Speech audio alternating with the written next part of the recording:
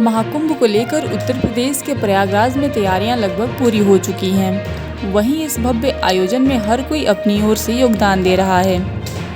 महाकुंभ में लगभग 40 करोड़ लोगों के शामिल होने की संभावना है। इसीलिए शहर में रहने के लिए अलग अलग सुविधाओं की व्यवस्था की जा रही है, ताकि दूर दूर से आने वाले श्रद्धालुओं को रात गुजारने में कोई परेशानी न हो। इसी कड़ी में अलर्कपुरी संगम रिजॉर्ट ने श्रद्धालुओं के ठहरने के लिए बांस कॉटेज का निर्माण किया है।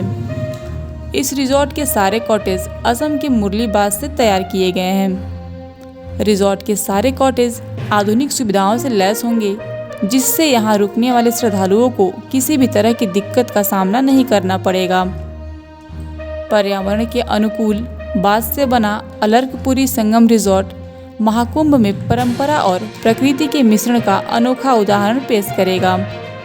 साथ ही प्रकृति से प्रेम करने वाले श्रद्धालुओं के लिए आकर्षण का केंद्र भी होगा।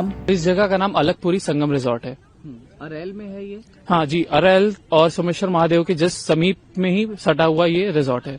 आपने बैम्बू कॉटेज बनाया है। बैम्बू कॉटेज बनाने की आपने कहाँ से सोची, और जब आप ये बना रहे थे तो उस बीच आपने बताया कि तमाम प्रोसेसेस और कई महीनों का इसको समय लग गया। आपने महाकुंभ को लेकर के सोचा था कि महाकुंभ कैसे दिव्य हो, भव्य हो, उसको लेकर के लोगों की एकोमोडेशन में कोई दिक्कत ना हो, इसलिए आपने बैम्बू कॉटेज बनाया। उसके बारे में बताइए। आज से 1.5 साल पहले हम लोग इस चीज को सोच रहे थे कि महाकुंभ आ रहा है और इस बार महाकुंभ में कुछ यूनिक किया जाए, कुछ परमानेंट किया जाए। क्योंकि प्रयागराज में जितने भी स्ट्रक्चर्स है, हर साल बाढ़ आता है और स्ट्रक्चर्स ढह जाते हैं।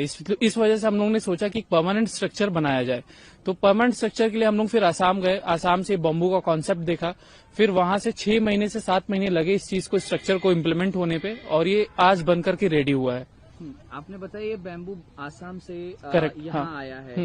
इसको लाने की प्रक्रिया क्या थी, और इसके जो बनाने के कारीगर हैं उनके बारे में भी बताइए। सर देखिए, इसके लिए हमने आसाम के कुछ वहाँ के जो ये एक्सपर्ट्स थे उनको हायर किया, और वो लोग अपने ट्रक के थ्रू सारा माल ला करके यहाँ पे बनाया, जिसकी वजह से प्रयागराज में भी एम्प्लॉयमेंट जनरेट हुआ और एक आसाम में हुआ। और मैं इनफैक्ट ये भी बोल रहा हूँ कि महाकुंभ से पूरे भारत में एक एम्प्लॉयमेंट जनरेशन हुआ है और एक अर्थव्यवस्था को भी आधार मिला है। बैम्बू को ही आपने कॉटेज बनाने के लिए क्यों चुना? क्योंकि हम प्रयागराज में घूम रहे हैं, तमाम कॉटेज बनाए जा रहे हैं जिसमें पॉलीथीन का इस्तेमाल किया जा रहा है, कई जगह परमानेंट कॉटेज बनाए जा रहे हैं जिसमें लोहे का इस्तेमाल किया जा रहा है। तो ऐसे तमाम और डोम भी बनाए जा रहे हैं, कई जगह डोम कॉटेज बनाए जा रहे हैं जिसमें भी पॉलीकार्बोनेट का इस्तेमाल किया जा रहा है, एल्यूमिनियम का इस्तेमाल किया जा रहा है। आपने बैम्बू पर रिलाई किया, ऐसा क्यों? सर ये तो पहली चीज तो ये बम्बू है, बट इसमें भी स्पेशलाइज्ड है।